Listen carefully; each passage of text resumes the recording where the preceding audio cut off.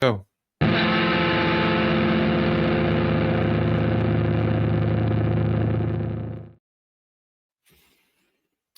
Right. Welcome to another episode of the Dissident Club's podcast.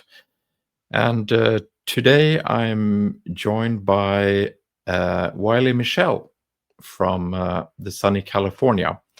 And we finally found a time that suits us both. So it's evening here in Stockholm and it's about midday in California. But Wiley is one of those people who I have interacted with on X over more than a year's time. I think longer than that. And her wisdoms have always struck me as to the point and on point.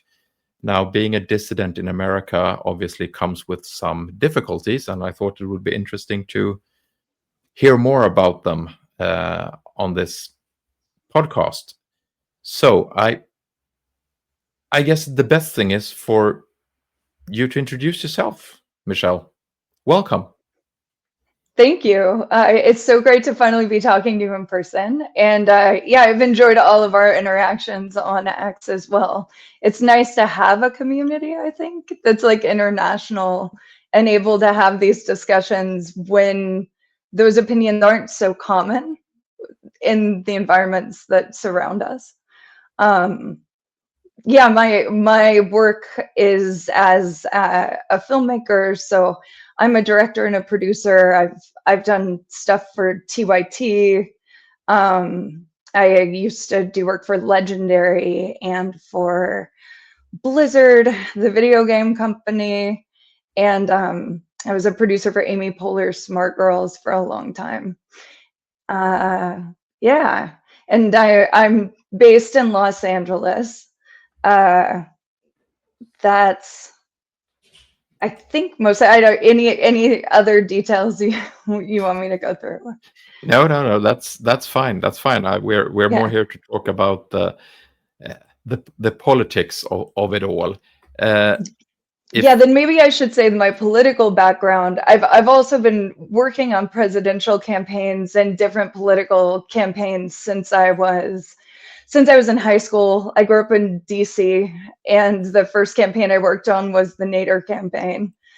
And then I moved into doing some work for the Obama campaign. I was like an Obama fellow, where they had a training program that you go through. And then, quickly became disillusioned with what we got after getting him into office. I went on to work for the Bernie campaign. Was like one of the primary organizers for like the California, LA area. My house was like kind of one of the headquarters where people would leave to go canvass. And I documented the 2016 primary. Actually went to the DNC and filmed. And yeah, so my process of like being radicalized and moving into that dissident space was definitely based on firsthand experience and watching how these systems function or don't function would probably So be more basically, accurate. disillusionment pushed you in this direction. Absolutely. Disillusionment and a genuine desire to try to fix things, and putting in the work and realizing what the barriers and the way the system is constructed to reinforce those barriers actually is. So Yes, because I sense that on your I'm just going to put it so people will be able to find you. I'm just putting that one out. This is your X profile, by the way, so yeah. people will be able to find you. And I think the interesting thing about your tweets, as I still call them, you kind of frame your critique as one of criticizing imperial policy, because it's not, you don't really go into partisan politics. So is it that you see the American empire as just one empire, and it doesn't really matter which political entity is in power? Is this a correct assumption that I'm making, or? Yeah, I think that's accurate to the viewpoint that I evolved to. I will say, like, I started probably in the place that most people do start in, which is thinking that the system functions the way we are taught in school that it functions, which has nothing to do with what the United States actually is and how it actually functions. So there was a period of time where I absolutely like participated in the partisan side of those systems. And that's why I'm always like trying to explain things or trying to write things that helped me get to the place that I got to, where I did realize absolutely it is a uniparty. Most of their interests are imperialist, most of their interests are overseas. Most of the things they keep us fighting about don't affect them at all. They don't affect the bottom lines of these corporations. They don't affect the people profiting off of the way that the empire is constructed. And so I think I've completely ceased. And it's not that they can't come up with ways to punish you that really do hurt people. I mean, they do that. It's not that losing abortion rights or things like that, it's not like those don't have an impact. They do have an impact on people when you have, Medicaid or Medicare benefits cut. Of course that does. It affects people. But neither party is really committed to fixing those things, and neither party is really protecting those things either. So it's getting you focused on that and not on the things that they're actually interested in, where they actually make their money, I do think is a big part of like how the political system in the United States operates. Very, very true words. I agree with them. Uh, a lot of dissidents operate from a specific ideological, shall I call it ideological playbook. They call they're Marxists, the libertarian, anarchists, or greenish environmentalists. But your analysis, the ones that you make, seem more syncretic. I mean, you tend to draw from different areas. It's history, you use military doctrine, you look into political economy. How do you yourself define your own intellectual tradition or school of thought?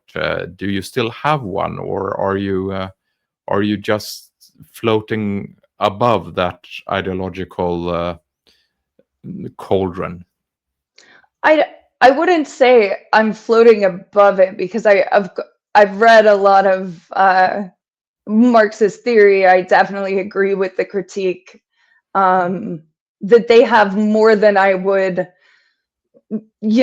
other schools of thought. But at the same time, I came to that not from approaching it from that way, but from learning about the history. So my support for, things like communist movements, for example, came out of starting to understand the history of the US and its empire, understanding what they were actually fighting and then what their objectives were, and starting to realize that the people who we had been told our entire lives were the bad guys were very clearly not that, and that their struggles were very legitimate. But I don't like to couch everything, I don't like to couch everything in that, because sometimes I still want to be able to speak to people who don't know those or base themselves in those doctrines. I was a medic in the Air Force. I was a nurse before I went back to school and studied film. I've seen a lot of this stuff from the other side. I know a lot of people who are, in the more libertarian camp or in the more uh, like view themselves as conservatives, and I I don't like the idea of foreclosing on speaking to those people about the problems with the words that the United States has spent decades coding into people's brains to make them shut down, because that is exactly what they've done. They have brainwashed people against the functional, practical ideologies that would get them to the things that they want. And I think a lot of Americans are waking up to that. But I do try really hard to put context, historical context behind things, because I think at the point we're living in, Marx was theory, but we are living in a time where these things have been proven. We've Yes. seen what has happened. And I constantly look at those things and I'm in awe of what was predicted and how well the philosopher, like people like him or Lenin, did see what was coming. I am extremely impressed by that. And I Yeah. do think it's really powerful. But I also think that people who have their minds closed because of anti-communist propaganda can see the same failures, and that there's hope in being able to reach them and speak to that understanding by not always using that terminology, if that makes sense. Yeah, it makes perfect sense, because I mean it's a matter of you can control the narrative within a nation with a huge amount of success. Uh, I mean the medical system in America is one of these areas where I mean a lot of Americans, when they hear the idea of socialized medicine, they immediately start protesting. And then when I tell them that, well, I the most I pay per year is for medicine is $300, because once I go above that, it will be subsidized for me, and won't. I will be, pay $2 for whatever I need. And even if I have to go to the hospital, there is still a maximum amount of $300. So worst case scenario is that for all my medical bills and medicine, I would have to pay $600 in total over a year. And that would include, everything from a primary care visit to an MRI scan to a broken bone. And then, yeah, but you don't make, the doctors can't make any money in Sweden. Well, this doctor has 2 houses, a BMW, and a boat, plus 3 kids, a dog, and a wife. I think he makes enough money. But it's still Yeah, communism. So I mean, yeah, it's so easy to make these images, and I understand that when you talk to people, you have to avoid these words. I can realize that. So as a dissident, do you feel that you are part of a coherent domestic dissident movement in America, or are you more of a solitary critic analyzing that machinery from within? Is there any kind of organized dissenting going on around you, or are you still on your own? Do you feel more or less on your own, trying to um break these different narratives? my background was political organizing, obviously, from some of the Yeah. stuff I said. So when I started, and I got involved, I will tell you, because of healthcare, explicitly to try to get the United States to be a socialized system, because Mm. of the consequences of it not being that on my family and on things that I'd seen around me.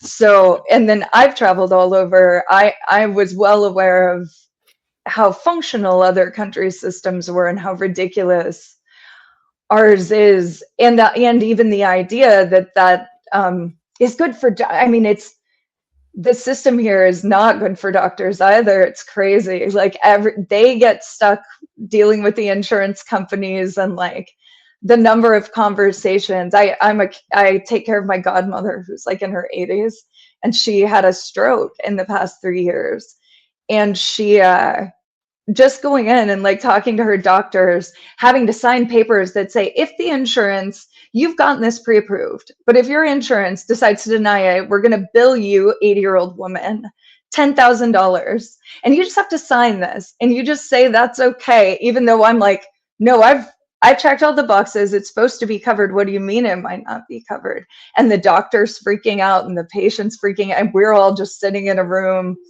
people trapped by a system where the people who are making the biggest profits off of it are nowhere to be seen. And the people who make the decisions on it are nowhere to be, like, we can't reach them. In fact, they're using AI to do a lot of the denials now. So there's this, United Oh, Healthcare just started that practice. I Um, actually I had no idea. That's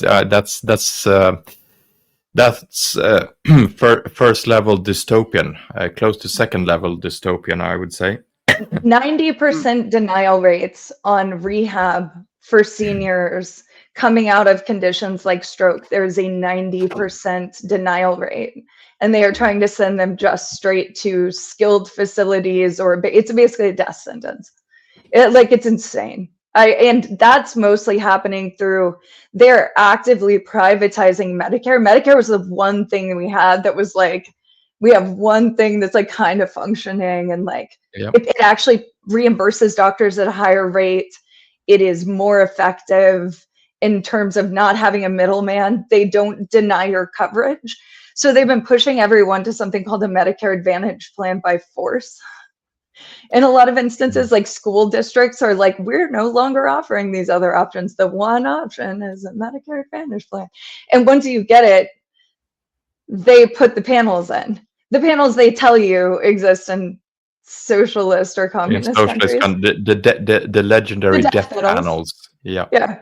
Yeah. So we have death panels. That's a thing. And they exist at the insurance companies where people who are not your doctor, who've never seen you as a patient, sit and say, no, you don't need the care your doctor just said that you needed. So anyone who thinks that the US system is good for doctors or good for, anyway, sorry, I had to say that because Yeah, what you it's said is so important. But it is important, and it's interesting to hear it coming from you as well. yeah, Um, I was a nurse, so like I saw, yeah, although I was a okay. nurse in the part of the system that is socialized because I was a military nurse. So Yes, but that's another interesting thing, because I call it military Keynesianism. The mhm. interesting thing is that a lot of liberals and conservatives who detest socialism love the military industrial complex, but which for me it's kind of funny, because there is nothing more socialist than the military industry. I mean, they depend for on 100% of their profits come from taxpayer money, Yep. but still they embrace it and they love it. And and It's then I insane. sometimes I ask the question, wouldn't it be better to perhaps privatize the military industry, since it's such an important function for national security instead? uh, Yeah. but but that doesn't really seem to compute. Oh no, they There, do. It's there's lots of privatization. That's what Blackwater is, or XC. That's we have Boeing. Like there's a lot of privatization. There's a mistake no, so, about so America. sorry, Yeah. my bad. uh, I reversed the vocabulary. Sorry. No, that's okay. What I meant was, wouldn't it be better to socialize? Sorry, wouldn't it be better to Uh, socialize the military-industrial complex, instead of paying private companies to gain profit? Wouldn't it be just better to move the taxpayers' money from one part of the system to another part of the system? That by that I mean the governmental military industry, instead of private companies making profits from something so important. Because all the politicians say that military industry is very important for our security. Then wouldn't it be easier to just have it like the military? So, a part of the federal budget. But I guess that's yeah. going too far. Well, no, I think it is because you highlighted two things that are both true. So there's a lot of privatization, but if you look at, like, I've had this debate. I have an uncle who works at a bank for arms dealers, essentially, if I'm gonna Yep. give the breakdown of it. And we've had this debate many times because he's like deeply anti-communist. And every time the thing that we come down to talking about is he'll say, no, look at all the innovation private industry gave us. Look at tech sector, and every time I will return to the fact that the tech sector was financed by public Government, money, by public the government military, funding. the GPS, internet, every bit of these sectors, even social media, even though we haven't acknowledged that the purpose of it was military yet, it absolutely Yeah, has, and it's, definitely was. yeah, and that's where the money is coming from to finance it. They just take all the profits for themselves, but we're paying for the research and development phases, which is the same with the medical industry too. It's the same with pharma. It's shared cost of developing things that just go with the profits to a few people. I mean, it really is like the worst possible system for average people ever. It's crazy. It is. It is, and I think it's one of the dilemmas. A dilemma for any dissident is to reform versus building alternatives outside the system. I mean, given the system's immense inertia, do you believe that there can be meaning? Is it meaningful to try and restrain and reform, if, for example, the American system, or must the focus be on decentralization and creating kind of resilient parallel structures? Like I just forgot their names, obviously, but the Amish, for example, Oh like yeah. the Amish having created, would that be a better way to go to spread the Amish ideology? Would that be more successful than to try and change the system to becoming more communist or less imperial? Or what would it take? Which way would you prefer to go? That's a really difficult question to answer from my perspective because eh, you have a lot of barriers. So Yeah. I think that US national security document came out today, and I don't know if you had Yeah. read it like before I we got on, I but I have read it. I spent an hour previously this afternoon reading it. yeah, it's oh yeah, because it's night for you. I woke up and started reading it. I Yeah. didn't get through the entire thing, but some parts of it were very striking to me. Specifically stuff where they're talking about how the elites have like basically made a plan where they uh, did all this stuff to build this international empire that is unaffordable and unattainable. And I'm like dying laughing reading it because it's like, that is the whole structure of the United States. Like the entire thing is structured, even in its foundation, it is oligarchy. It is people who leave England who are not wanting to pay taxes back to an old system, but they're colonizers. So it's things funded by oligarchs who come over and they're building their own industry here. The CIA is the structure of those oligarchic forces. It is the primary thing that runs our foreign policy. They have a huge hand in every decision. There is an overriding oligarchic power in the United States, and you see it in play multiple times in history. One I would say is Lincoln.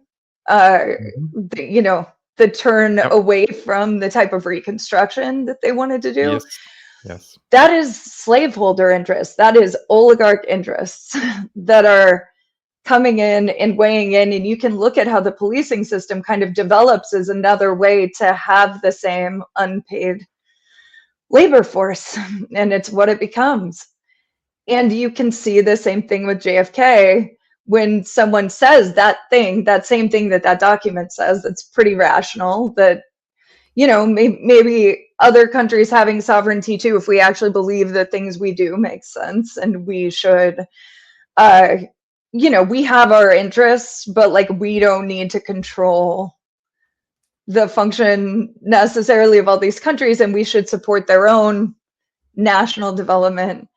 And you don't live long in this system opposing the interests of the oligarchs is like the thing that I would say. And I think we're living through another cycle of that, by the way. The Democrats don't protest that at all, but it is very telling that a Republican figure who, you know, no one who I particularly listened to before all this stuff starts questioning that, starts questioning war with Iran, starts questioning the interests of the most powerful parts of the oligarchy that are tied to Israel. And, you know, that really, Israel's a colony, so you're just talking about imperial interests. Like, and there are obviously many Zionists who are not Jewish. It's not only one group of people driving it, but it is definitely a primary interest of the oligarchy to drive that forward. And they are, I don't know, there's an overriding factor here, whether we want to acknowledge it or not, that brings that back in. And if someone who is too influential starts saying the wrong things, I mean, I don't know. It seems it's like to me, it's an inescapable pattern.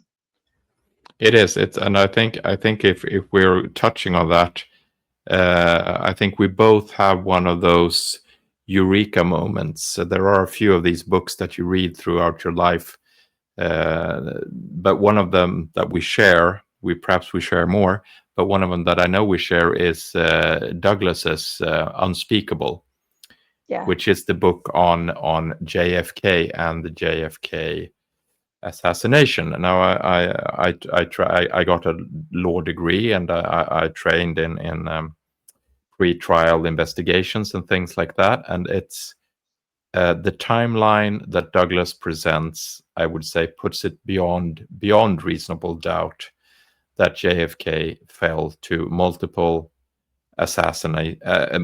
bullets, and that the American nationalists, CIA, were involved. Mm-hmm.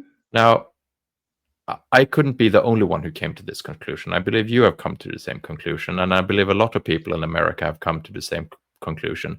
Now, this should, of course, cause an uproar, but to my best of my knowledge, people really don't seem to care. I mean, it's not that much of an issue anymore. You can actually say to people, well, you know, the CIA shot JFK, and people go, yeah, well, yeah, that was kind of bad. Okay, anyone want another beer? I mean, it's kind of. Do you think that's due to the time that's passed? That the people who were in power then, do the people today think that the people in power today are kinder, more benevolent than the people who were in power back in the 60s? Because I personally don't believe that. I personally believe that they are fully capable of doing the same today. And if Trump were to go too much off script, the wet job will be ordered for Trump as well. It's, I mean, for me, it's not within a possibility. Did we not see multiple assassination attempts during the period of time where he was saying things that I actually like wrote up a whole thing, because at the time I was guesting on a show called The Whiners, and we had gone through. I pulled all these articles from the period of time right before JFK is assassinated, in the elite papers, you know, the truthy papers, Yeah. that kind of control the US narrative, and they are very strikingly similar. The things Hmm. that they are saying, the way that he is being attacked, and I don't conflate those figures or pretend that they have similar politics. But I think that the thing that threatens those oligarchic powers is that pullback from the imperial conquest. And that does to me seem to be the thing that is the most likely to get a bullet aimed at you. Hmm. Um, I just, and I personally think that what happened when JFK was assassinated was a coup. I think the country changed directions in so many ways at that point. And I think it's the same, to be honest, it's the same thing when Lincoln is assassinated, and they tried it with FDR. And one of the craziest things, if you learn about the business plot, the only place that printed the details of what Smedley Butler revealed, it was the communist paper. And you can still go and read it. It's the only place that named names of the people who were involved in the coup. And they were never punished and they were never jailed. And they just went on and eventually succeeded, I think. Yes, it's. I think once you refer to the national security priesthood, I don't know if you remember it, but I saw it somewhere along your timeline on X, and I think it's a wonderful summary of those. Uh, it's not the ideological people; it's just a specific class of administrators who gain from the empire. They're able to draw the profits from the empire within this priesthood. I mean, they are the ones who know when to create the wars, know when to regain the debts, and call in the profit margins that they have created for themselves. So, I mean, in order to change, you would actually have to get to the heart of this national security priesthood. Is that even fathomable? Could it be done? I don't personally, after organizing both inside the party regularly, inside the Democratic Party for Reform, Yeah. DSA, I was on steering of DSA in Los Angeles. Um, And uh, just for our listeners, DSA is Democratic Socialists of America, okay. deeply, deeply infiltrated and totally divided.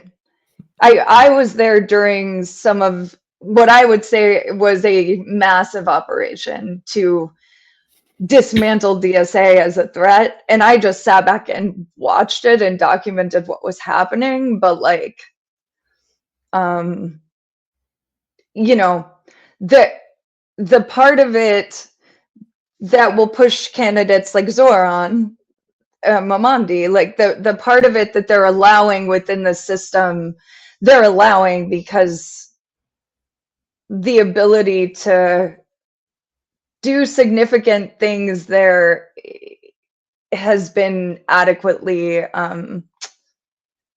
neutralized. Yeah. That's what I would say. So basically, and I think it's the same in other countries in the Western world as well. They're kind of a valve. They're a vent in order to for the pressure building up in a party not to explode and thereby create more damage.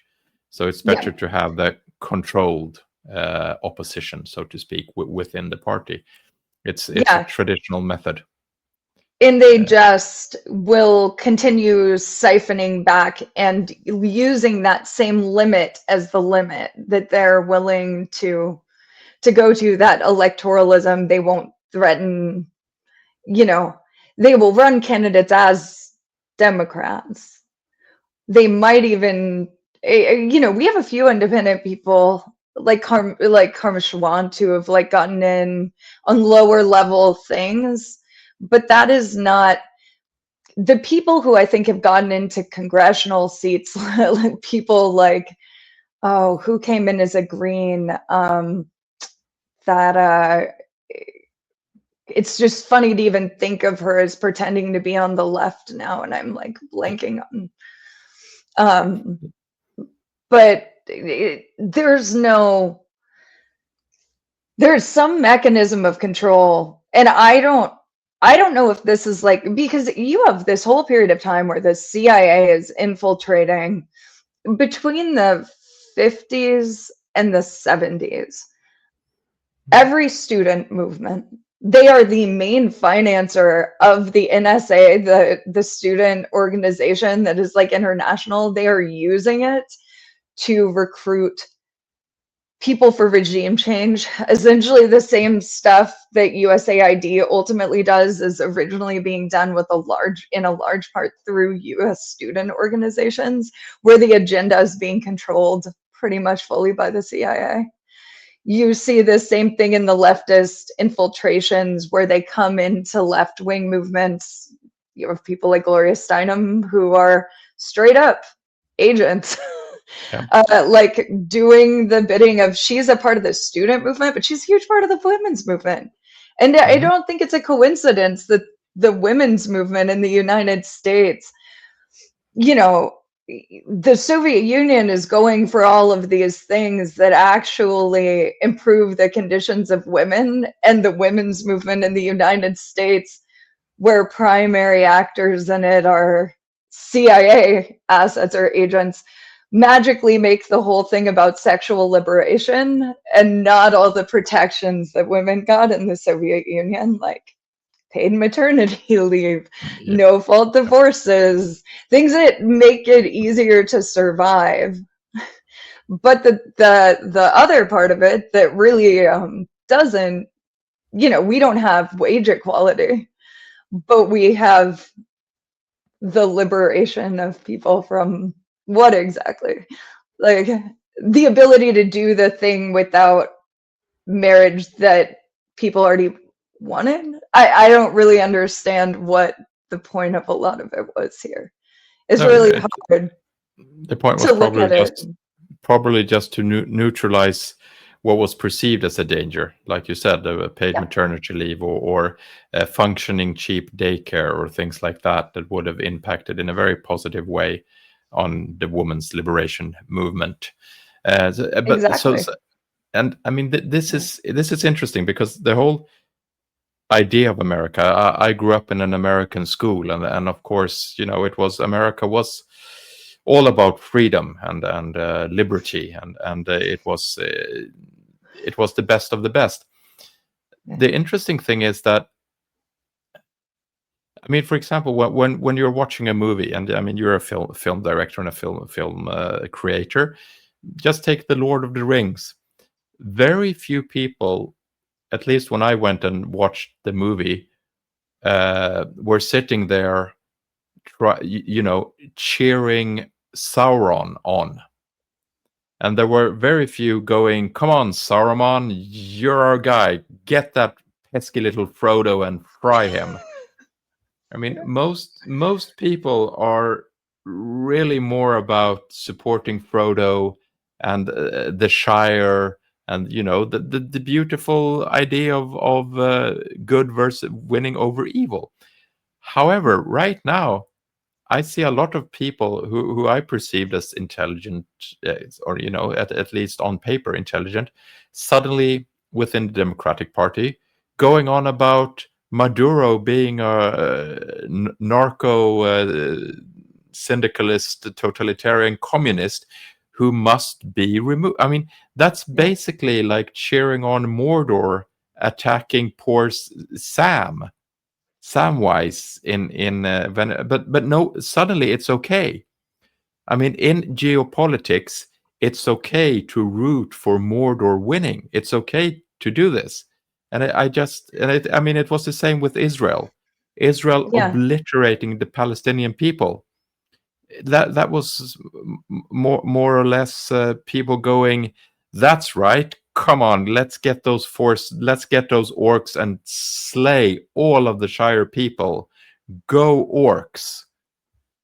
And no one was even questioning that. But if someone had said, "Oh, I really wish they would have just burnt all of the Shire down and killed all the hobbits," people would, they would lean back and say, "Right, I think we're it's getting late. I think we have to leave now." That person You would would be hope they would. yeah, that person would be perceived as very strange. But when you apply the same moral reasoning in issues concerning geopolitics, it's suddenly fine. Why this dissonance between our our viewpoints? I can't wrap my head around it. Perhaps you can. I think it's a combination of things. I don't, I think a lot of it's a lie. The truth is that just like freedom was branding and a way to frame a message where I don't know, I don't know what kind of freedom you have if you can't afford to live. There isn't any. But when you eliminate economics as a part of freedom, which is what they did, they said that it was about personal freedom. It's personal, everything's personal. Um, you get people fixated on themselves and then you lie to them perpetually. Like our news doesn't show what you see on social media in Gaza. It doesn't show it at all. It doesn't exist. And you can see the mechanisms moving to ensure that it remains that way. You can see the consolidation under people who have the interest of lying, that the biggest liars are being promoted. The ones who are the most willing to sell the lie are the ones who they rely on.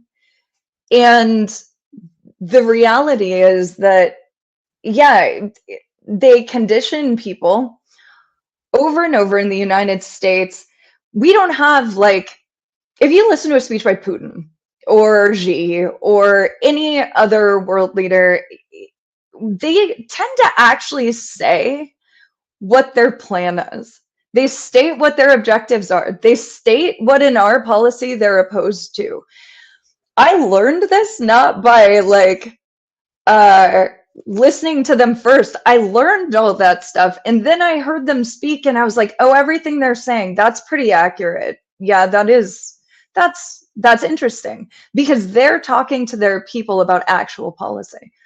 If you listen to a president of the United States or a congressperson speak, we are not told what American policy is. They do not mention their interests. I would say that's breaking a little now. Trump is more direct, and now we're hearing people say the oil in Venezuela, the oil, but that didn't exist leading That's into this period. It was Yeah, not I for know. polite conversation. And the truth of the matter is that the thing that we're told is adjectives. It's like Putin dictator. There are like 4 words that people understand about different leaders. They just call them names. They never say what their policy is. They don't say what the other country's policy is or what they're opposed to. We can read that in elite journals for people who, are a part of the ruling class who make those decisions, and they basically write to each other in these journals and in these papers, and they Mhm. just talk amongst themselves in that way.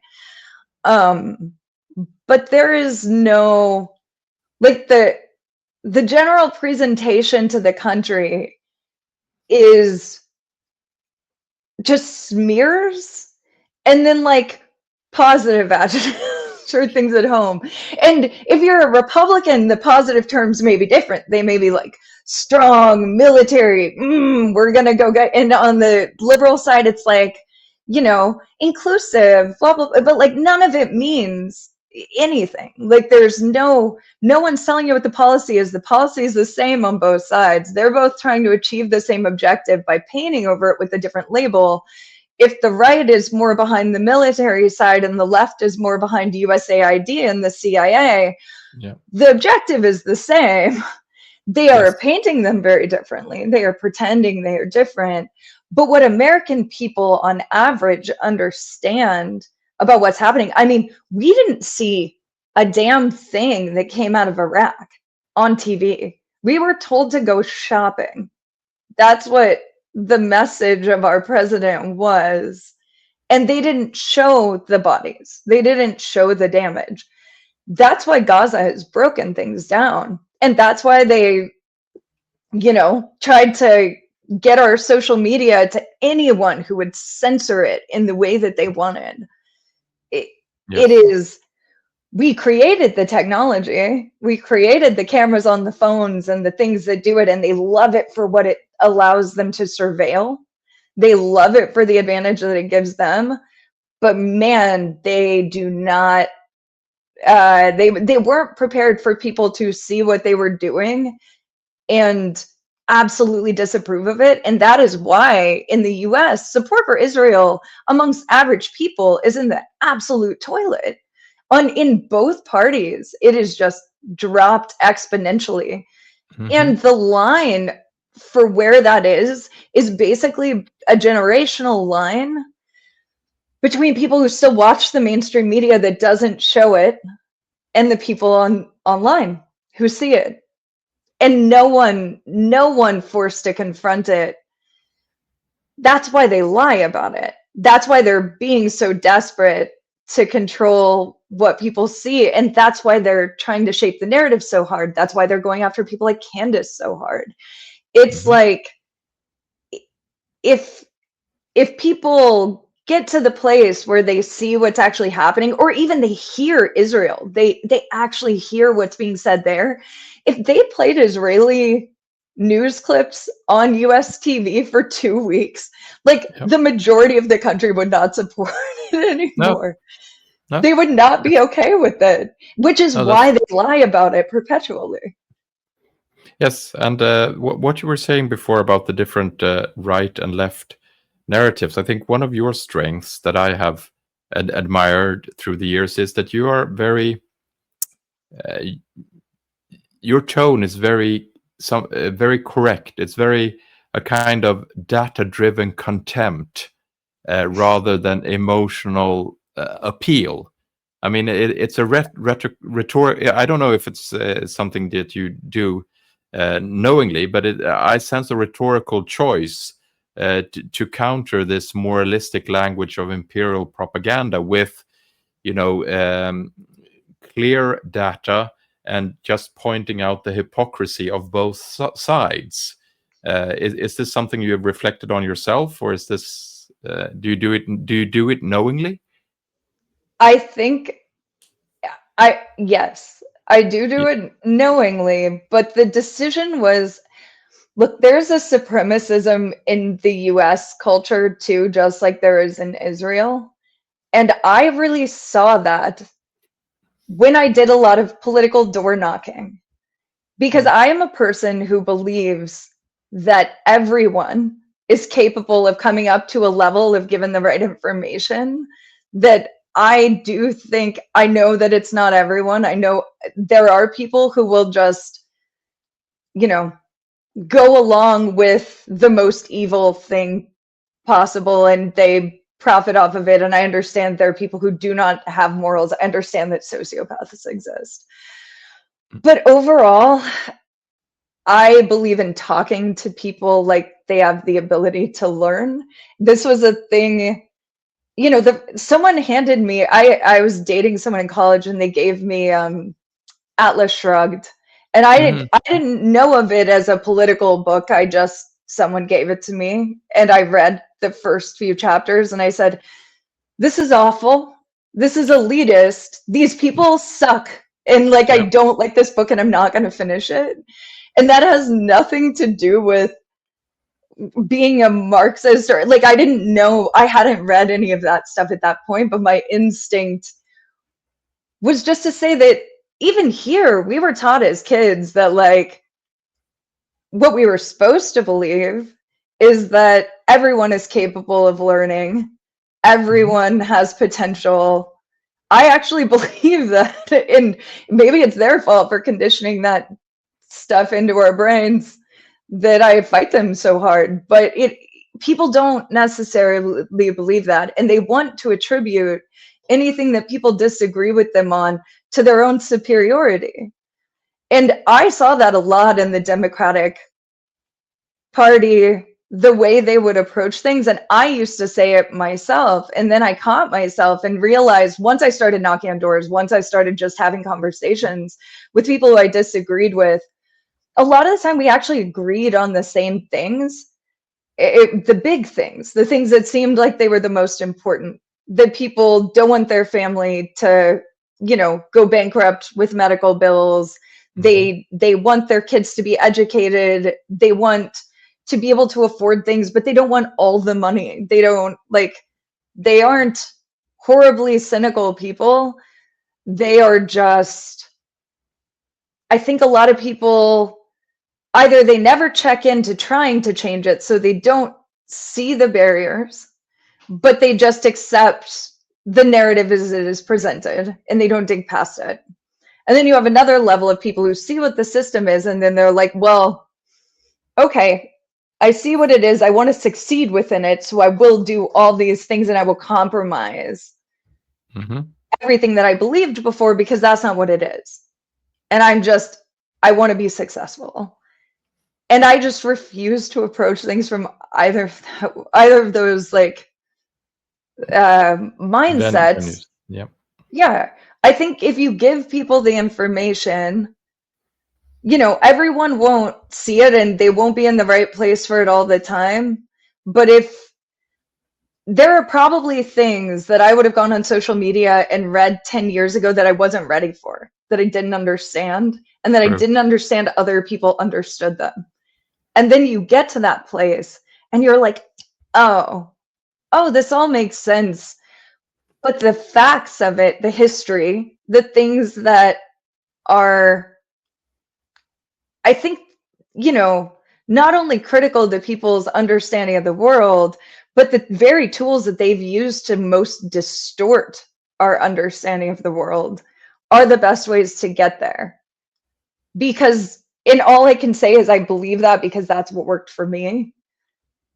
But to some degree, you have to be a person who is willing to rethink the way you understand the world on a regular basis. As new information comes in, as things change, you can't, if you're afraid of saying I was wrong, or if you are unwilling to question the country and the bigger structures that exist within it, I don't know how you get. I think a lot of people, that's the barrier. And it's a huge barrier. Yeah, it's very difficult to realign. I mean, it was you have in some sense done it. Disaffected former service member or disillusioned former federal employee or a normie conservative suddenly sensing something is wrong, or a leftist who is starting to reconsider national security from a non-interventionist perspective in regards to democracy. But suddenly you come to that point where you're going to have to break with certain fundamental values. And like I said, I was schooled in the American way of life. I achieved, the life scout rank within the Boy Scouts of America. All my scout leaders were, or at least most of them, were former Vietnam veterans, who of course you looked up to as a kid. I mean, they were these badass oil rig workers who had now gotten a kind of a cushy job in Jakarta. And I mean, you kind of realize that suddenly after the Libyan intervention, I realized what America has been telling me about these glorious wars for democracy have been lies. And it's painful and it's difficult. And also there's the social cost, which I thought I would ask you about. I mean, there's always a spectrum of, what should I call it, suppression. There are campaigns and there are even legal measures and professional repercussions if you go too far off an accepted path. how do you assess your own personal and professional risk in being open about your views, which are not, as of yet, a minority view in the United States? Uh, Do you are you careful about what you say and how you say it and when you say it, or do you still feel safe that you will still be able to work even though you are voicing the opinions that you are? um, well, I'll say like when I started creating content that fell outside of that boundary, I didn't understand that that boundary existed, and I still thought the world existed in a place of free speech where it was all free ideas. And I made this sketch called Guntown, probably like, oh, it's over a decade ago now. And all that it was a commentary on the first day of open carry in a town. Okay. We lived in Chicago and lived there through the first day of open carry and got a gun pulled on us in our building.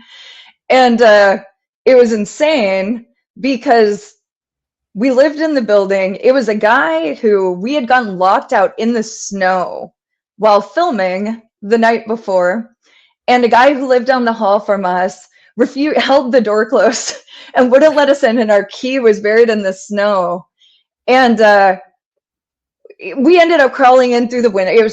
We were fine, whatever. We ran into the guy the next day in the hall, and my ex at the time said, like, the guy was like, "Oh, you do live here?" And he was like, "Yeah, asshole, we do." The guy went back and grabbed a gun and came back out to threaten him because he, like, was rude. There was Okay. no circumstance. And then when we told the people in the building, like the other people who lived there, I guess he was an owner and we were renters. Okay. And they started justifying it. It was this rationalization that, like, well, what did you do wrong to cause this guy to pull a gun on you for no reason? And I was pondering that. And I was so blown away by the whole experience because, we learned at that point that if someone pulls a gun on you in the US, they don't lose the gun. It doesn't matter if it's like totally unhinged and you're a psycho and everyone sees it and you're pacing the hall with a gun, which I'm like looking out through my peephole with this guy like stalking us with a gun. They don't take the gun. In fact, what they did was they took him to jail, released him immediately. The only weapon they even took with them was the one he used, but he had multiple more at home, and then they just let him back into the building, living next to us. So I made a sketch, and it was called Guntown, and it was just about the perception that everyone has who has a gun that they are the good guy, and what happens in the scenario where that's the case. And then at the end, an African American person who's unarmed walks in, and he ends up being the one who gets arrested because that is the way the system works. Like that rule doesn't apply to everyone. The freedom and the good guy label isn't automatically put on you based on those things. Anyways, I made this sketch. It went extremely, extremely viral. And it was demonetized by Facebook immediately. And I was Okay. unable to monetize from that point. I had hundreds of millions of views. It would have been something that would have, because I didn't pay for that out of my pocket. That one, I think that one was maybe paid for by a program like Fusion TV did a comedy thing, and it it was funded through a part of that. Okay. But it woke me up very quickly to what social media and this structure was, because I crossed the line and I didn't know I had crossed it. I didn't think it was that controversial to say things that I thought were facts, which is our policing system views African American people who are unarmed as more of a threat than an armed white guy. Doesn't actually seem debatable to me if you No. look at the country the way it is. But even playing in festivals, the announcer couldn't announce the film, even though we probably got the most laughs and the most applause. They can't that type of critique, a critique that actually hits at systemic issues. Now, I think that film now, if it had come out during Black Lives Matter, once they were okay with us having that conversation because they wanted that to be the conversation, probably wouldn't have been demonetized because they were redirecting people who had all, you know, become concerned about their economic futures into silos, and then it would have been useful. But at the time that I did it, it wasn't useful. So it's also a matter of timing. Yeah, sure. But I will say, after that, anytime that I put something out, like I'd have a huge audience. I had like, I think like 40,000 subscribers at the time on there, and I paid for another video and I made it because I was like, maybe they won't demonetize this one. And then they demonetized all political speech, and you couldn't even promote your own work, and they shared it with like 4 people in my subscriber base. Like 4 people saw the video out of like 40,000. So you understand, because you're on social media, you understand what that is. Yeah. I saw it from behind the scenes too. I did a thing through Google, and YouTube is supposed to be like about us. It's like, oh, it's just regular people who are creators, and we're going to give you a leg up to like come and make art or whatever. That's what they branded as. I applied to the Women Create program, and I did it independently, but I said in my application, I was a producer for Amy Poehler Smart Girls, and I produced it for TYT, which are both like big networks. So I thought like, oh, they'll take me seriously. When I sent it in, they picked my pitch and they were like, we love it. But then when they found out I was trying to do it for my own channel and it wasn't going to be through the control mechanism of one of those two, they then said, oh, never, wait, we don't know if we want to do that. Basically, like which of those networks, the controlled networks that we give money to, do you want to do it through? So we have like that top down level of control.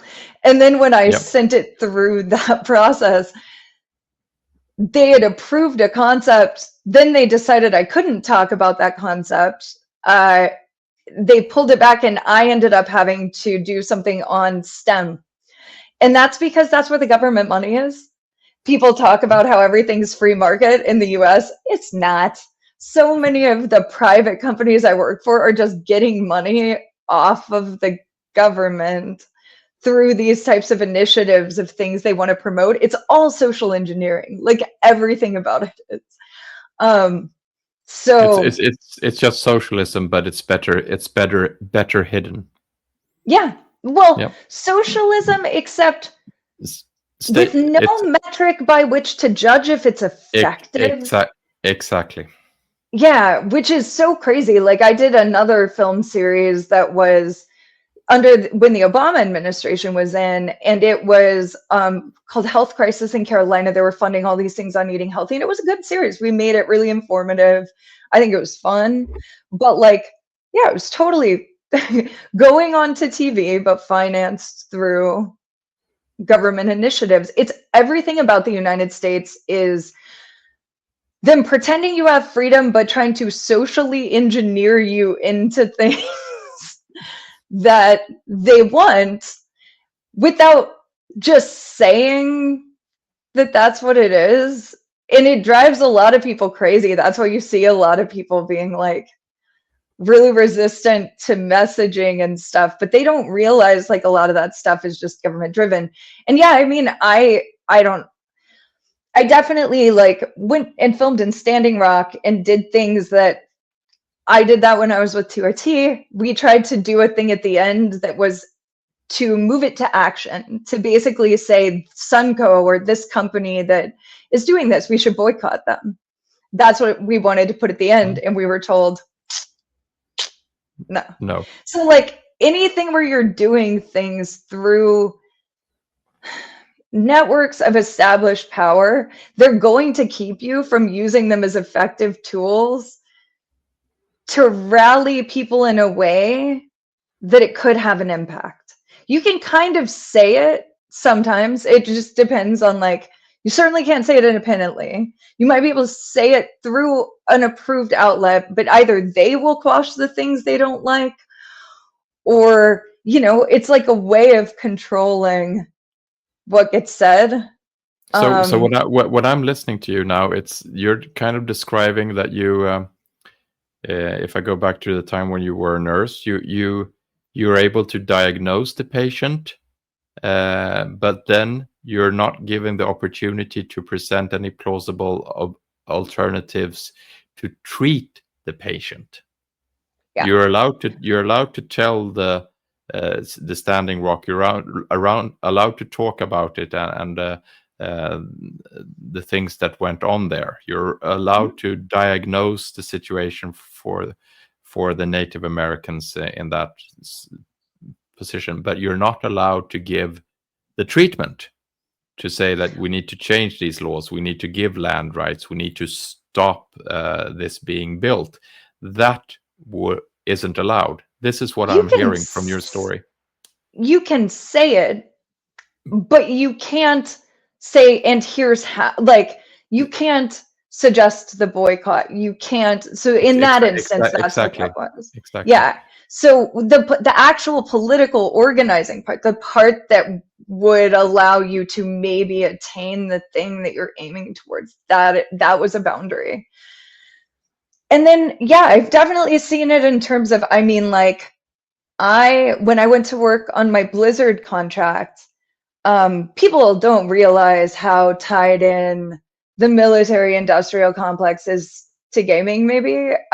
We talk about it a little bit with network TV, and it is very real there. And there is very much, since Oliver Stone's JFK, pretty much, there has been, like, very heavily,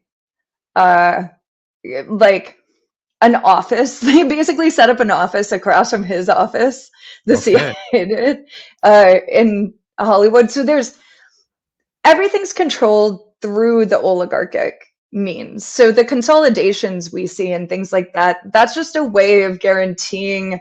They basically use a lot of those things to get rid of people who don't think the things they want, and to narrow the spectrum and to narrow the level of control. So they can go through, kind of figure out who is in what space. So when I went to work there, I thought, oh, they had already merged with Activision, and I didn't feel particularly comfortable about that because Activision is the company that does Call of Duty, and that's very Mhm. obvious. Yes. But then I watched the backstory to Overwatch, and I was like, oh, this is straight NATO propaganda. Like, absolutely, this is the same propaganda. They're normalizing Fallujah in their like propaganda at the beginning. So I was like, oh, I don't know, but I was only going to be working on stuff that wasn't tied to that. World of Warcraft's kind of old school, like, lore, and not quite the same. So I wasn't so stressed about it. And then all of a sudden we were pitching on commercials for the Ukraine war that were with celebrities. It was supposed to be Mia Kundis. Okay. And we're supposed to be putting together pitches that are essentially NATO propaganda, that are straight up. And I just said no. And I said I oppose NATO. I don't feel comfortable with this. And I spent the rest of my time there getting just repeatedly targeted until they were able to get rid of me. It was fun. So I would say, like, yeah, I'm honest about it because I would rather leave and not do it than get paid to do it. But 99% of people aren't going to make that decision. And so Oh, that's of why course. you do see a lot of that. I really would rather have quit that day than continue to do it. So I'm happy to say that I oppose it. If and deal with the outcomes, deal with the Yeah. consequences. But there are consequences. Exactly. Absolutely. And everyone has Yeah. to look at their situation, family situation, financial situation, and so on, and make their calls from there. I'm Exactly. realizing that we could go on talking for probably another hour, but in order for this podcast to be sellable to our audiences, I think we have to start rounding things up. But Yeah. I have a question. I mean, you live in America, you understand and see the trajectory which America is on. There's a lot of talk about America being in a kind of late stage empire phase and so on. Is that your view, or is America more solid than we actually see it? Do these priests that we talked about earlier, are they actually strong enough to perhaps keep the empire in a continued middle phase? Do you have any take on that? I As think, to what comes next for America?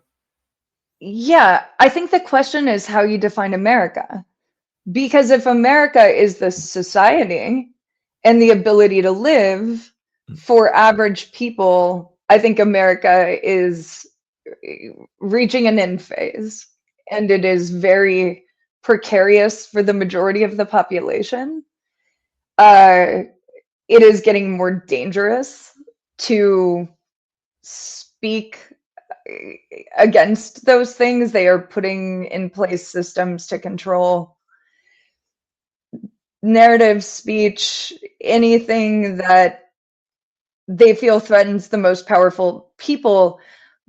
But the money concentrated at the top, if America is an oligarchy, which it is, they have more money than ever. They have pooled up more resources than ever. Uh, they have extracted a lot from the people below them and from other countries. So they have an incredible amount of wealth at their disposal. And I feel like they're getting more vicious and dangerous. And so America, the country, yeah, that I don't even know if they believe in continuing that, to be like totally honest. I think there are some factions that do. And I think there are others, if you look at their rhetoric, there have been more than 200 votes for California to break off. They've talked about Mhm, breaking off mhm. Texas. Like the oligarchs might balkanize those places at the end of the day and make free zones of the garbage they do elsewhere. Like that could happen if it served their interest. And I don't think we have much of a say in that.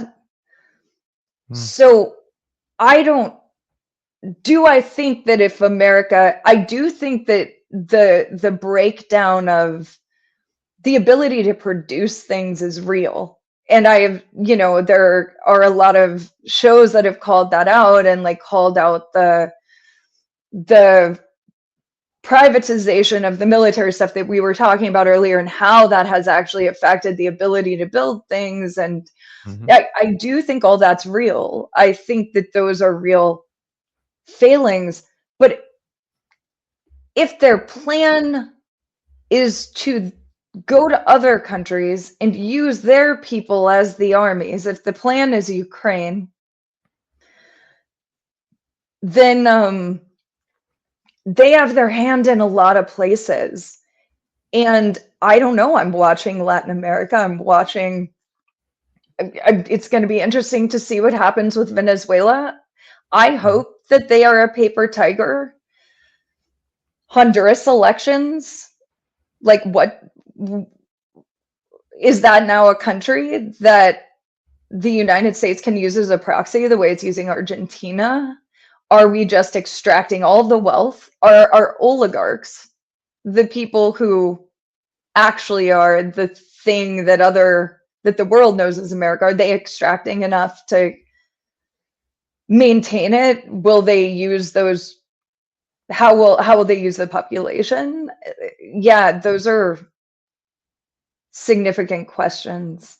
And these are all questions where we want to continue reading about your very sharp and very accurate lens that you put on focus on these issues and present them on X, Michelle.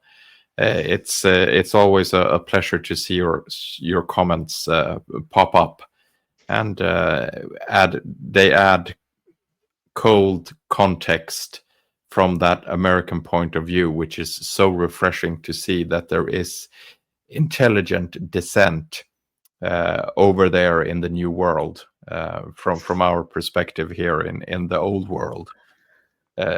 And I'm guessing we will all be the old world once China continues to develop. But that's a take for another hour on a different podcast.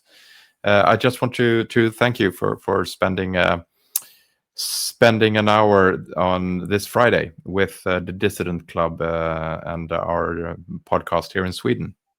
So thank you so much. Thank And you so best of much. It luck. was such an honor and so great talking to you. I'm so glad we got to do it. The same. And we will definitely speak again, I believe.